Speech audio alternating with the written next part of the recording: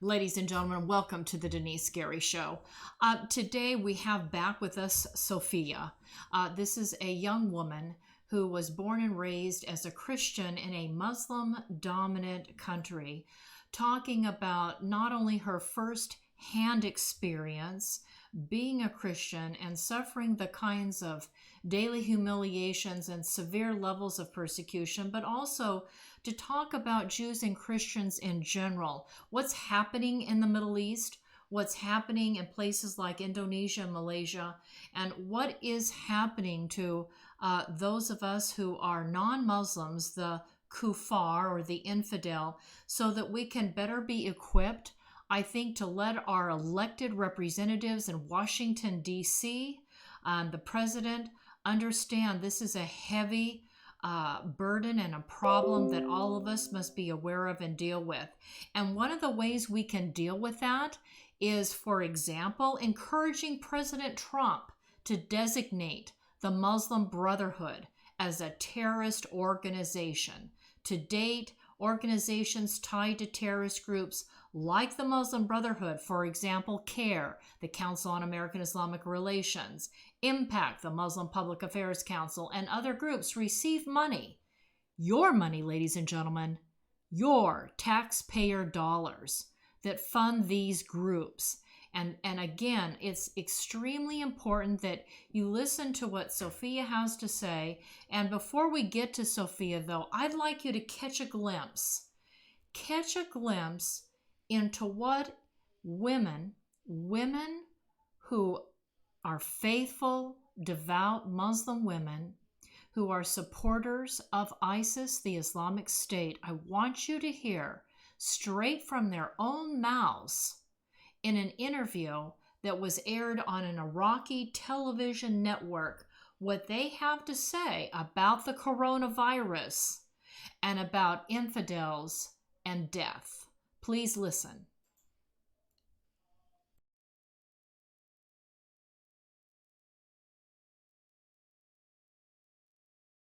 فالمرض ما يجي علينا احنا متقين الله ونصوم ونصلي ونخاف الله ومسلمين على ديننا الاسلام وعلى منهجنا ومنهج ابو بكر البغدادي. على مين بيجي المرض؟ بيجي هيك على بسلمتكم ما بخافوا الله. عشان يظلمون الناس ويظلمون السجناء ويظلمون الاخوه، ليش؟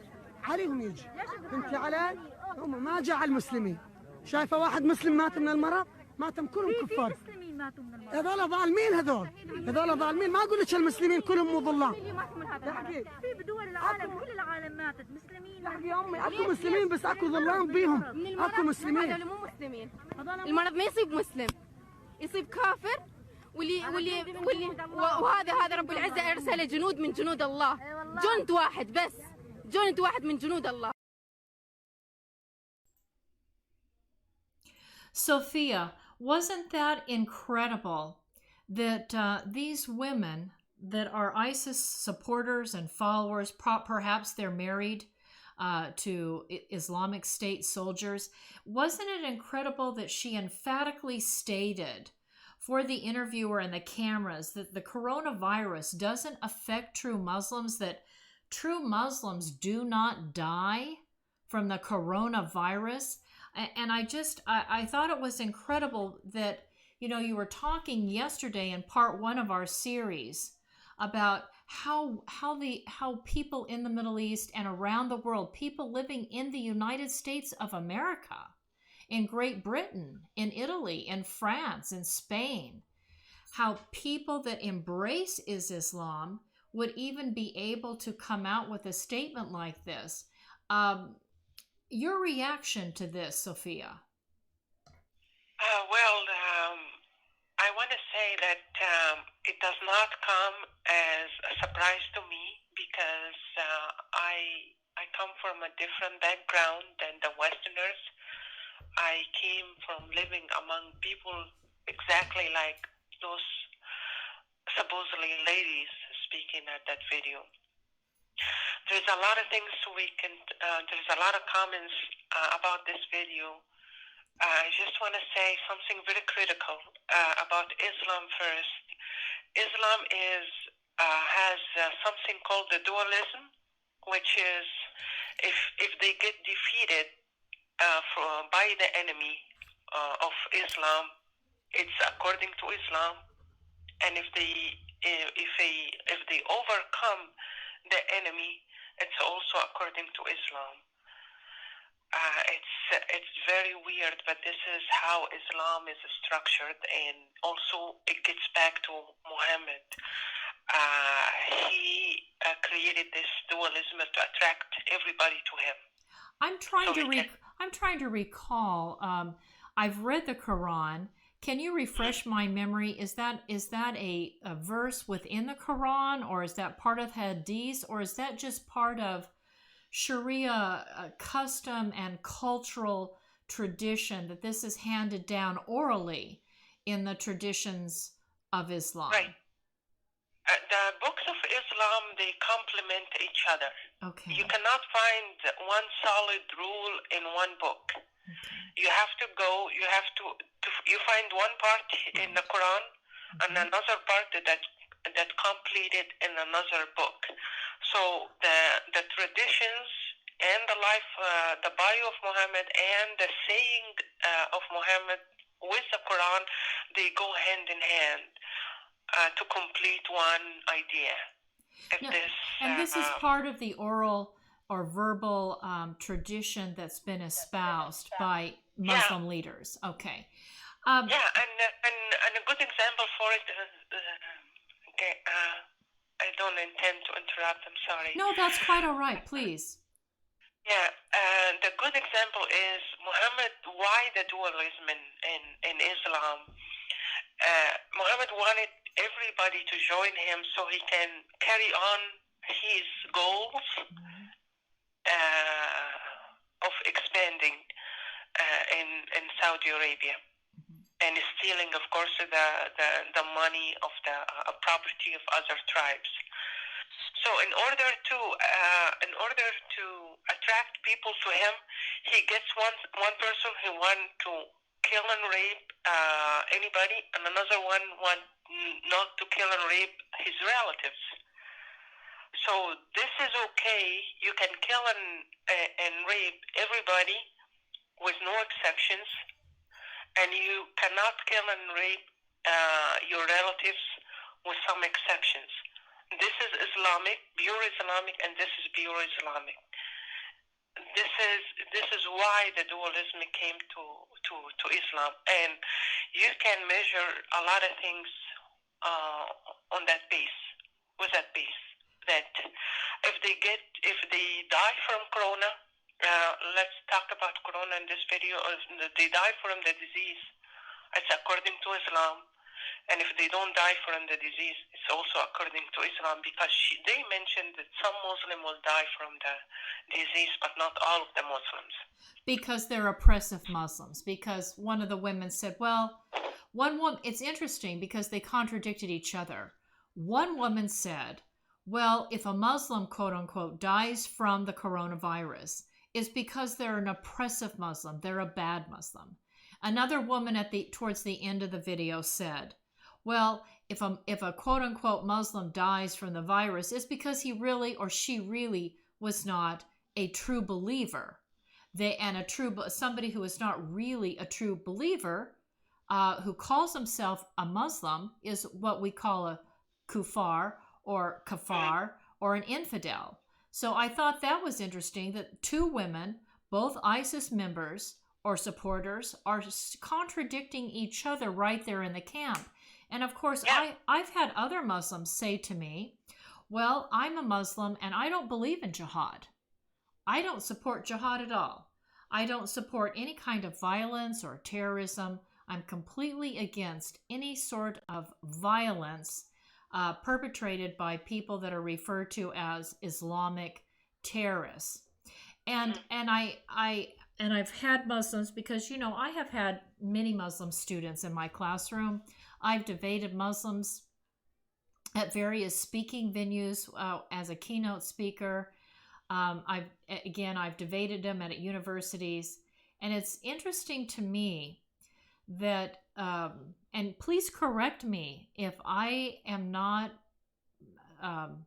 correct in my thinking, But it seems to me, based on all of my conversations, that Muslims that say they do not believe in violence or rape believe, though, however, in wanting to see Sharia law, to see the laws and customs of Islam become dominant in the United States. And that is what CAIR, the Council on American Islamic Relations, talks about.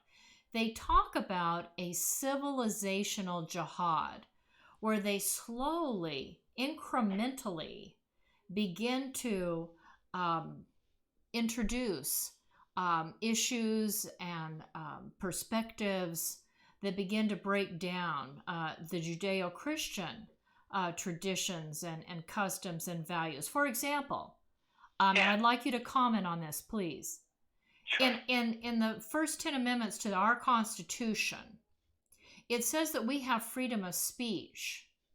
But yet, my late fiance, Philip Haney, I believe was killed for his free speech and talking about Islamic terrorism, talking about the Muslim Brotherhood, talking about CAIR, talking about MPAC, talking about Democrats within the Democratic Party who basically stand shoulder to shoulder in support of these groups. And now we saw Ilhan Omar and other congressmen and women elected to Congress, and these are Muslims, and they call you a racist, and they call you prejudiced, and they consider this kind of a podcast. They would call it very extreme and very racist, and so they've already begun to chip away at our free speech, freedoms, and values. And so we can see it taking place already inside the United States of America and across the Western world. In Muslim dominant countries, Sophia, my question to you is, do Christians have any kind of free speech at all? In Muslim countries, you cannot mention Islam good or bad. You cannot mention Islam or talk about Islam or discuss Islam in a good way, let alone, of course, a bad way. Okay, because you would have been considered an infidel, so you couldn't even speak of it. Yeah, you are literally filthy. Right. To speak about being holy. I'm and you filthy are and unholy. So right Yes. now I'm being filthy and unholy for discussing this. So let me tell you about something that I had talked to Philip Haney about when it happened. I came under attack by a Muslim student, a young woman, because I just mentioned the word Islamic terrorism and indicated in a class that I was teaching that I thought that Islamic terrorism would continue going forward in the 21st century, and it would remain a national security threat to the United States. I thought that was a very bland, sort of forthright, truthful statement. I didn't see anything racist or prejudicial about it. I just said Islamic terrorism will continue going forward. This young Muslim woman went to the authorities on campus, the administrative team, and I was called in, and the school had an attorney on staff that interviewed me for over an hour. I found that felt that was harassment.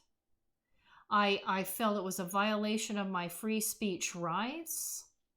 I felt that it was in violation of the oath I take as an educator in the state of California, that I am supposed to not only uphold the laws of the land, but of course represent the very essence of those laws, and by doing so, standing up for Western civilization and our ideals.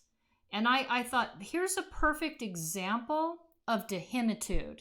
And again, I want to call people's attention to this book, Islam and Dehimitude. On page 231, Sophia, by the way, it talks about all the Muslim dominant countries like Saudi Arabia, Iraq, Syria, Lebanon, Egypt. By the way, ladies and gentlemen, Egypt used to be a Christian country. But as Islam took hold of that country, there's only I think maybe 9% of the Christian population left. I was reading on page 231 of this book that churches of course, now, ladies and gentlemen, there are no churches in Saudi Arabia. There is absolutely zero churches. And if there's a church, can you speak to this, Sophia? Yes. If there is a church in Saudi Arabia, from my understanding, it's entirely underground.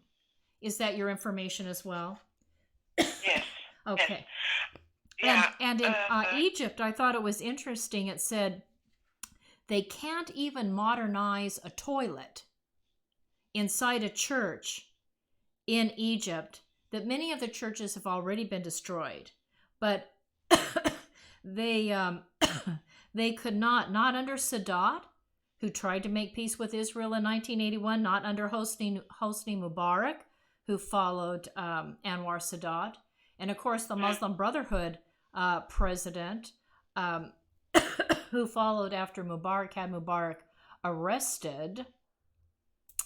I thought that was incredible, that any kind of church or Christian hospital or a bishop's residence, anything that had anything to do with any kind of a building that had to do with Christianity, you couldn't even repair the plumbing. That's incredible. That's very true. I heard that from a friend of mine that happened to be Egyptian. Okay. And they told me that one time it was one out of many times there was rumors that the church will fix a few things inside the church building. Mm-hmm. And they told me that almost 20,000 young Muslim student, college student, age 20, average 20, mm-hmm. Almost 20,000 gathered in a matter of few hours, chanting threats against the Christian community. And they told me also that the reason was only 20,000 is not because only 20,000 showed up, but because there was no room for more than that in the street. I know that Philip Haney and I have had many discussions about the persecution of Christians, and that was something very dear to his heart as well.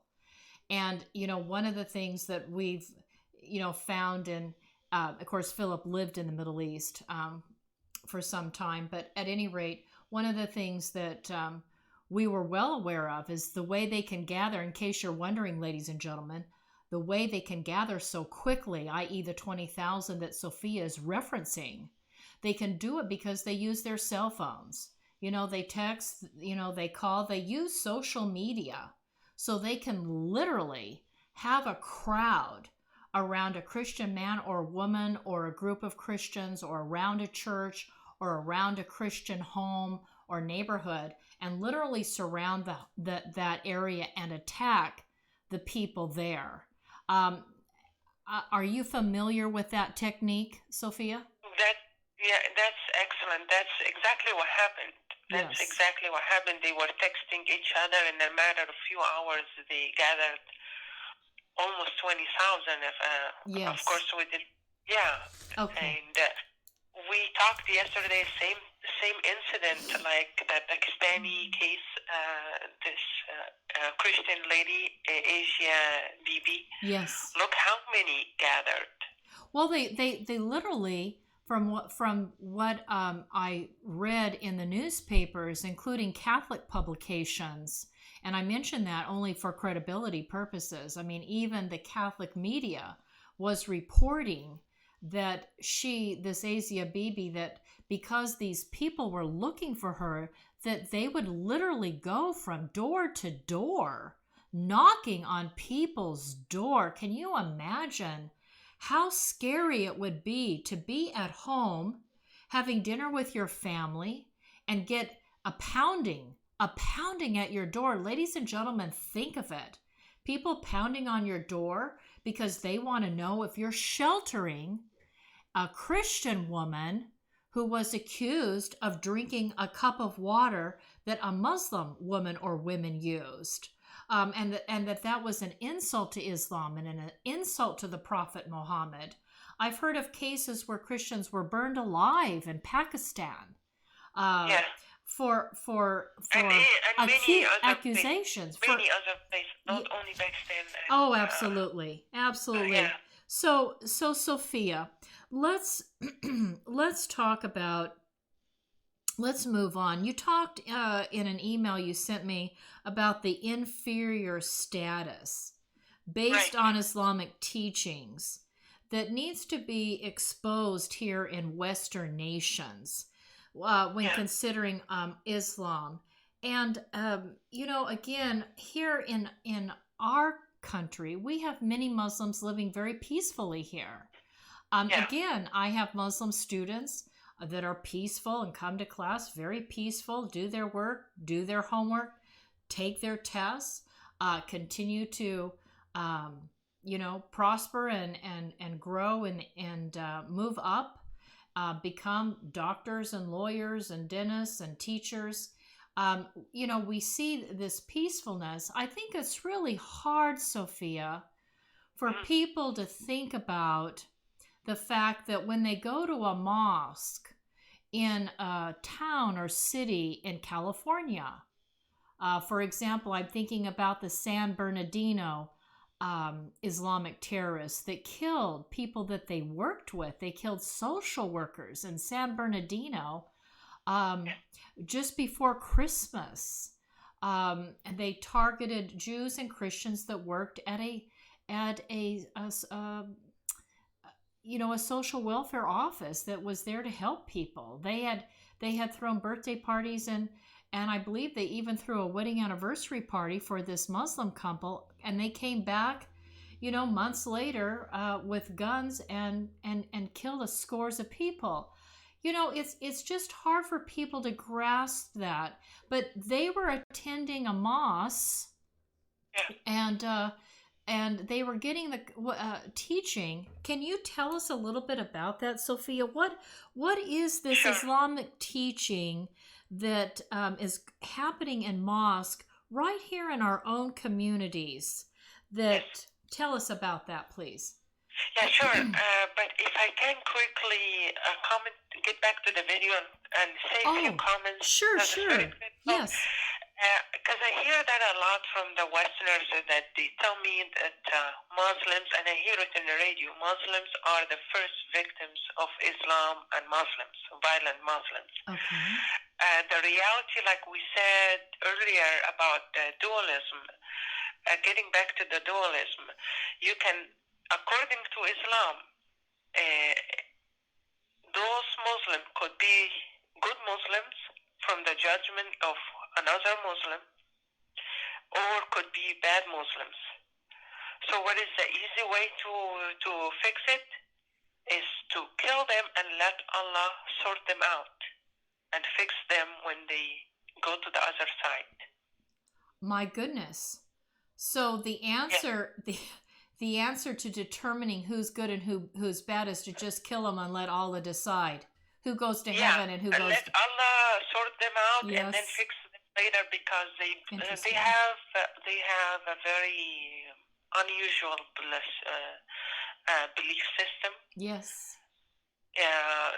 So after they die and they get tortured for a while, and then Allah will take their sins and throw it on the Christian person and torture the Christian instead of the Muslim, and then take the Muslim and send him to paradise. I But see. let's not complicate things, but talk about dualism once again. So now you have some Muslims say, I agree with ISIS, and you have some Muslims say, I don't agree with ISIS. Why? Right. It's not about they kill the Christians. Killing the Christians or the non-Muslim is a done deal. Everybody agree on that. All Muslims agree on that. Well, they say they do not. You know, I've had Muslims that tell me they do not. Saying is one thing, doing is something else. And I understand. I understand. We're gonna talk about why they say that versus, like you mentioned, some students are really nice and some are not.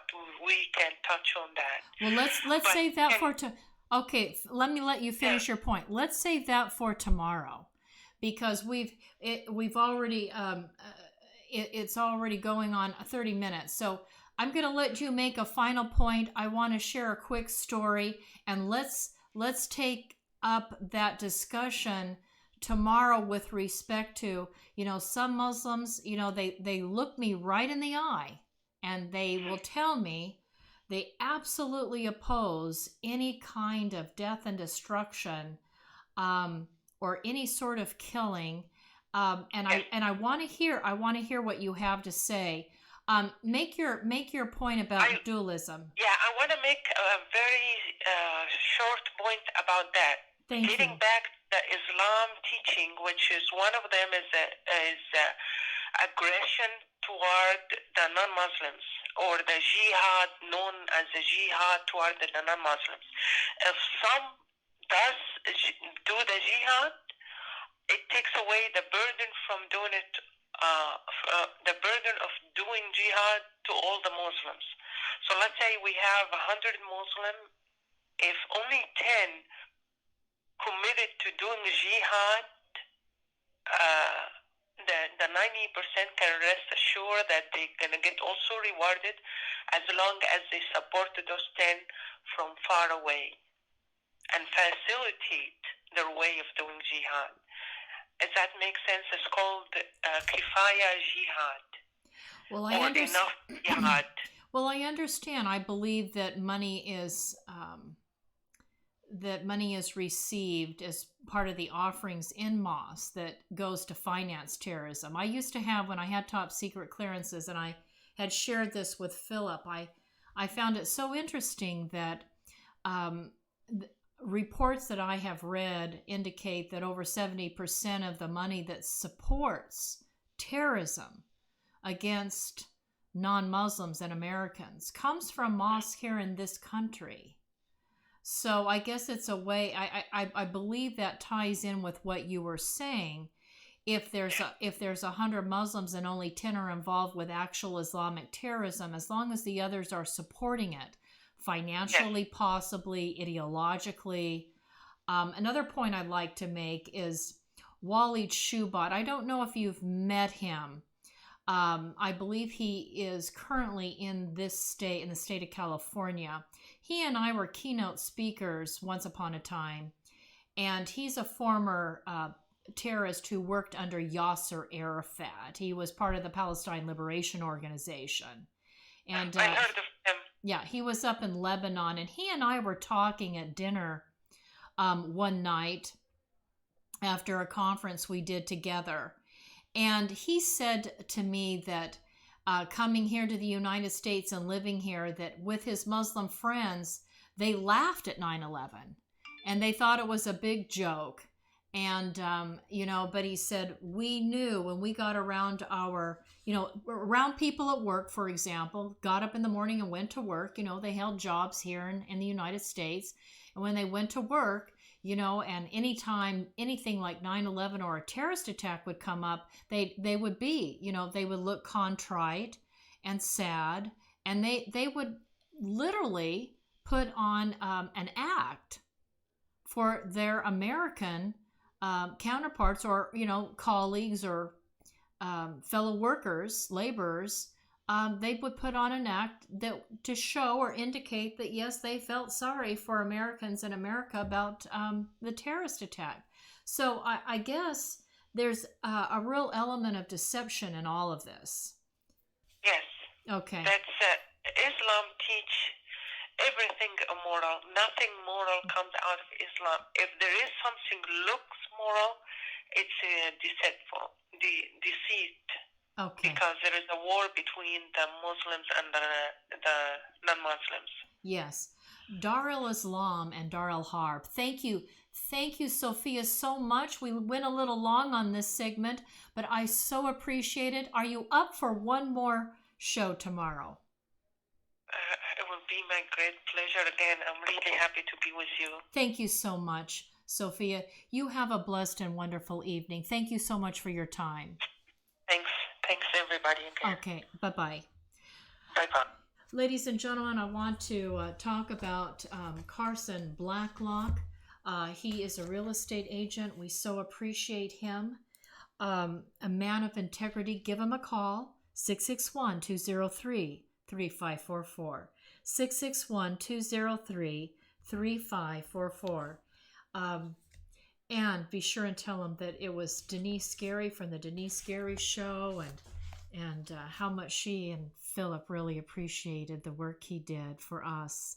Also, Frugati's Restaurant, give them a call, 661-836-2000,